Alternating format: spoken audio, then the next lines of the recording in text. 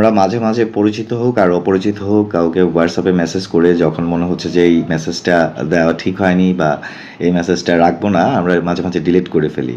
তো এখন আর এই ধরনের কোনো কিছু করার প্রয়োজন নেই। আপনি যদি কাউকে চান যে আপনার এসএমএসটা যে সে একবারের বেশি দেখবে না, বা আপনি কোনো ছবি কাউকে পাঠিয়েছেন সে এটাকে সেভ করতে পারবে না, ডাউনলোড করতে পারবে না, বা স্ক্রিনশটও নিতে পারবে না, এরকম কোনো ছবি বা ভিডিও কাউকে যদি একবারের জন্য পাঠাতে চান, খুব সহজেই আপনি তা পারবেন হোয়াটসঅ্যাপের মাধ্যমে এক ক্লিকেই। চলুন আমরা দেখে আসি কীভাবে আমরা এই ধরনের ছবি, ভিডিও বা কোনো ডকুমেন্টস পাঠাবো যাতে যেটা স্ক্রিনশট কিংবা সেভ করা না যায়। আমরা চলে এলাম আমাদের মোবাইল স্ক্রিনে। আমরা এখন চলে যাব হোয়াটসঅ্যাপে। হোয়াটসঅ্যাপে যাওয়ার পরে আমরা যেই নাম্বারে আমাদের ডকুমেন্টস বা ছবিটা পাঠাতে যাচ্ছি সেটা ওপেন করব। ওপেন করে আমরা চলে যাব আমাদের গ্যালারিতে। গ্যালারিতে যেয়ে আমরা যেই ছবিটা পাঠাতে চাচ্ছি সেই ছবিটাতে ক্লিক করব। আমি ছবিটা পাঠাবো।